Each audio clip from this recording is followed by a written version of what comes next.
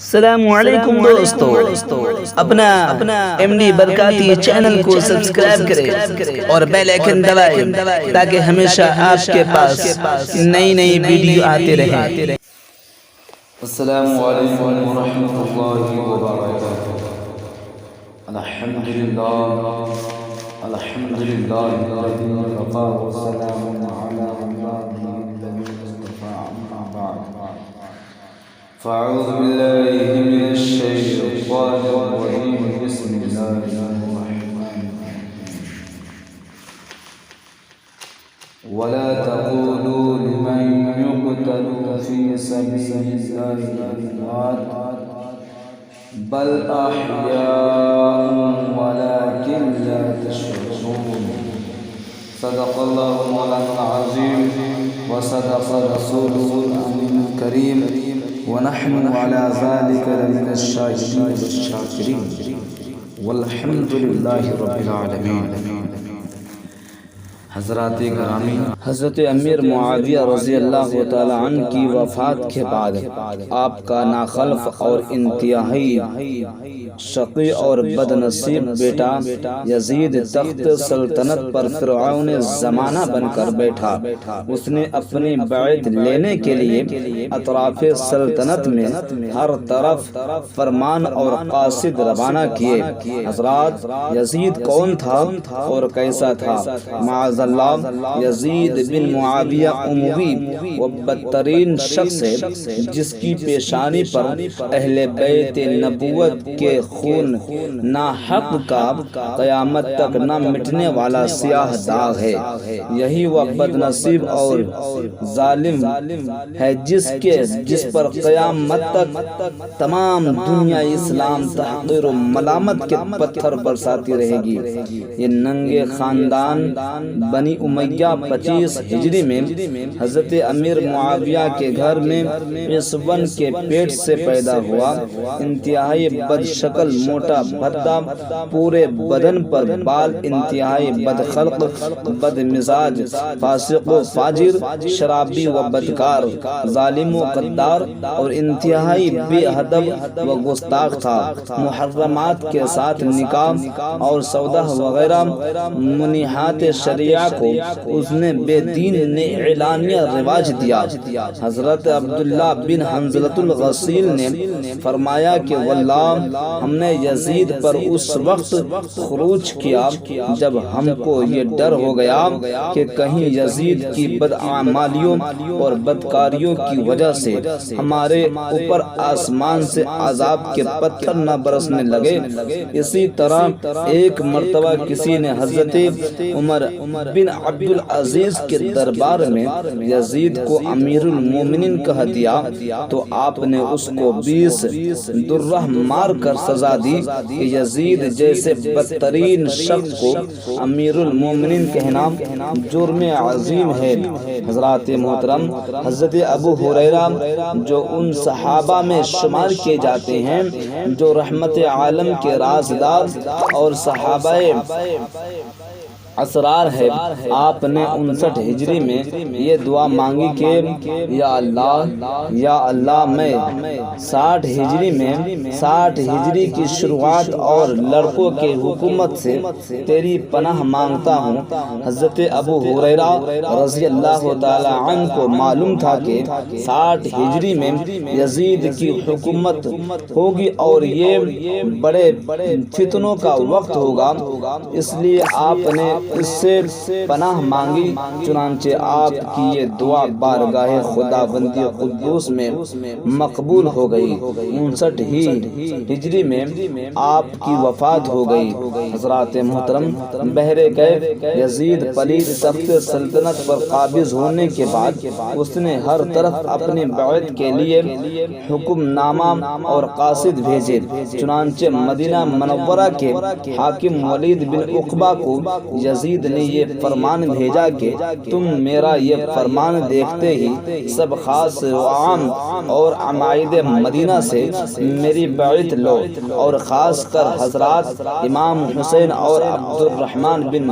ابو بکر اور عبداللہ بن عمر اور عبداللہ بن زبیر رضی اللہ تعالی علیہم اجمعین کو تو ایک لمحہ کی بھی مہلت نہ دینا، اور سب سے پہلے ان لوگوں سے بیعت لینا۔ چنانچہ یزید کا فرمان ملتے ہی ولید بن عقبہ نے حضرت امام حسین کو اپنے دارالامارہ گورنمنٹ ہاؤس میں بلایا، اور یزید کا فرمان سنا کر آپ نے بیعت کا طالب ہوا۔ امام علی مقام نے صاف صاف لفظوں میں فرما دیا کہ یزید اپنے فسق و فجور اور ظلم و عدوان کی وجہ سے ہرگز اس قابل نہیں ہے کہ میں اس کے ہاتھ پر بیعت کروں، اس لیے میں ہرگز کبھی بھی اس کی بیعت نہیں کر سکتا۔ سچ ہے جس وقت امام علی مقام نے یزید کی بیعت سے انکار فرما دیا تو ولید بن عقبہ نے آپ کو بہت نرمی کے ساتھ سمجھایا اور اس کے خطرناک انجام کی طرف توجہ دلائی، مگر جب آپ نے پورے عزم یقین کے ساتھ بیعت سے انکار فرما دیا تو ولید بن عقبہ نے آپ کو پورے اعزاز کے ساتھ رخصت کر دیا اور عرض کیا کہ اے ابن رسول اللہ، آپ اس معاملہ میں جلد بازی کے ساتھ کوئی فیصلہ نہ فرمائے، بلکہ اس وقت آپ اپنے دولت خانہ پر تشریف لے جائے اور اطمینان سے سوچ بچار کر کوئی فیصلہ فرمائے، اور کل اسی طرح پھر یہاں قدم رنجہ فرمائے تو بہت بہتر ہوگا۔ حضرات محترم، امام علی مقام کو خوب اچھی طرح معلوم تھا کہ بیعت کے انکار سے یزید نابکار انتہائی مشتعل ہوگا اور میری جان کا دشمن اور خون کا پیاسا ہو جائے گا، لیکن فرزند رسول سے بھلا یہ کب ممکن تھا کہ تقوی اور دیانت کو ٹھکرا کر محض اپنی جان بچانے کے لیے ایک فاسق و نابکار اور فاجر و بدکار کو خلافت کا حقدار تسلیم کر لیں اور مسلمان کی تباہی اور دین و ملت کی بربادی کا کچھ خیال نہ کرے۔ مسلمانوں، اس میں کوئی شک نہیں کہ اگر امام علی مقام یزید کی بیعت فرما لیتے تو یقیناً یزید اس کو آپ کا ایک احسان عظیم سمجھ کر آپ کی انتہائی قدر و منزلت کرتا اور فرط عقیدت سے آپ کے قدم دھو کر پیتا اور بنی امیہ کے خزانوں کی کنجیاں آپ کی مقدس جوتیوں پر ڈال دیتا، آپ کو بے شمار مال و دولت بھی دیتا، بلکہ کسی صوبہ کی گورنری اور حکومت بھی پیش کر دیتا، مگر امام علی مقام برحق اور حق پرست نگاہوں کے سامنے آفتاب بن کر یہ حقیقت چمک رہی تھی کہ اگر میں یزید کی بیعت کر لیتا ہوں تو نظام اسلام درہم برہم ہو کر ملت اسلامیہ میں ایسا عظیم فساد برپا ہو جائے گا جس کا دور کرنا ناممکن اور محال ہو جائے گا، دین مٹ جائے گا اور پرچم اسلام کی دھجیاں پارا پارا ہو کر فضائے آسمان میں بکھر جائے گی، کیونکہ ظاہر ہے کہ جب آپ یزید کی بیعت فرما لیتے تو آپ کی بیعت یزید کی ہر بدکاری کے جواز کے لیے سند بن جاتی اور تمام مسلمان یہ سمجھ لیتے کہ یزید کا ہر عمل اسلام کے مطابق ہے، کیونکہ ہر شخص یہی کہتا کہ اگر یزید اسلام کے خلاف عمل کرتا تو بانی اسلام کے نور نظر ملت اسلام کے عظیم رہبر امام علی مقام ہرگز کبھی اس کی بیعت نہ فرماتے۔ برادران ملت اسلامیہ، یہی وہ واحد سبب تھا کہ جگر گوشہ رسول فرزند بطول نے بڑے بڑے آلام و مصائب کو برداشت فرمایا، بلکہ اپنے پھلے گلشن کو اپنی نظروں کے سامنے ظلم و عدوان کی خزاں سے ویران و برباد ہوتے دیکھا، بلکہ آپ خون کا آخری قطرہ اور اپنی زندگی کی آخری سانس خدا کی راہ میں قربان کر کے ملت اسلامیہ کی ڈوبتی اور ڈگمگاتی کشتی کو گمراہیوں کے طوفان سے نکال کر ساحل نجات پر پہنچا دیا، اور قیامت تک کے لیے اسلام کا پرچم سر بلند ہو گیا۔ حضرات کرامی، یزید نے تمام اہل مدینہ میں سب سے پہلے امام علی مقام ہی سے بیعت کا مطالبہ اس لیے کیا کہ اس کو یہ معلوم تھا کہ اگر حضرت امام علی مقام امام حسین بیعت فرما لیں گے تو پھر روئے زمین میں کسی کو میری بیعت سے انکار کی گنجائش باقی نہیں رہے گی، مگر حضرت امام علی مقام امام حسین کی استقامت اور انکار بیعت سے اس کا سارا منصوبہ خاک میں مل گیا، اور یزید مارے غیظ و غضب کے آگ بگولا ہو گیا، اور یہاں تک اپنی خباثت پر اتر آیا کہ اس نے حاکم مدینہ ولید کو یہ فرمان بھیج دیا کہ اگر امام حسین میری بیعت سے انکار کرے تو ان کا سر کاٹ کر میرے یہاں روانہ کر دے۔ جب اس مضمون کے چند حکم نامے متواتر ولید کے پاس پہنچے تو ولید نے مجبور ہو کر امام علی مقام کو یزید پلید کے اس ناپاک منصوبہ سے آگاہ کیا۔ آپ نے مخلصین صحابہ سے مشورہ کیا تو لوگوں نے آپ کو یہ صلاح دی کہ ایسے ماحول میں آپ کا مدینہ منورہ سے مکہ مکرمہ چلا جانا زیادہ مناسب ہے۔ چنانچہ آپ نے اور حضرت عبداللہ بن زبیر نے مکہ مکرمہ کی روانگی کا عزم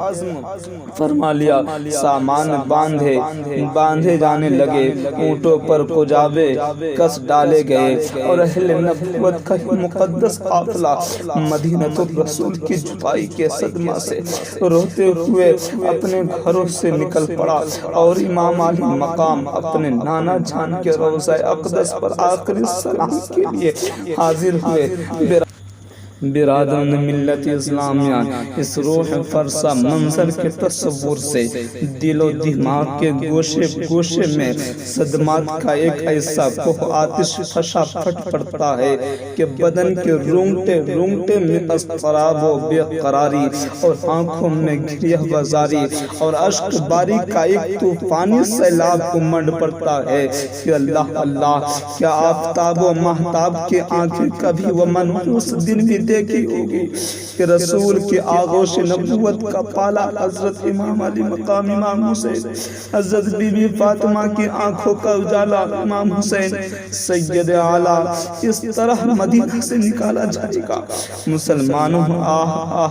ایک وہ دن تھا کہ ان کے نانا جان نے جب مکہ مکرمہ سے ہجرت فرما کر مدینہ منورہ کو اپنے قدم سے سرفراز فرمایا تھا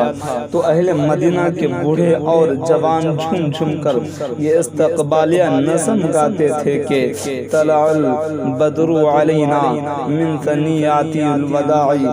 وجب الشکر علینا ما دعا للہ داعی۔ حضرات محترم، یعنی ہم بنی بخار کی چھوٹی چھوٹی بچیاں ہیں، رے ہمارے اچھے دن کے اب محمد رسول اللہ صلی اللہ علیہ وسلم ہمارے پڑوسی ہو جائیں گے۔ ہر طرف فرح و سرور کا بول بالا اور مدینہ میں اجالا ہی اجالا تھا، اور آج وہ دن ہے کہ اہل مدینہ کا ہر چھوٹا بڑا اپنے پیارے رسول کی یادگار کو ہمیشہ ہمیش کے لیے مدینہ سے رخصت ہوتا دیکھ کر بے قرار اور رنج و غم سے اشک بار ہے۔ مدینہ کے ہر گھر میں رنج و غم کے سیاہ بادل منڈ لا رہا ہے اور ہر طرف اندھیرا ہی اندھیرا نظر آ رہا ہے۔ افسوس یعنی اس تصور جاگنا سے میرے دل میں ایسا درد ہے کہ اگر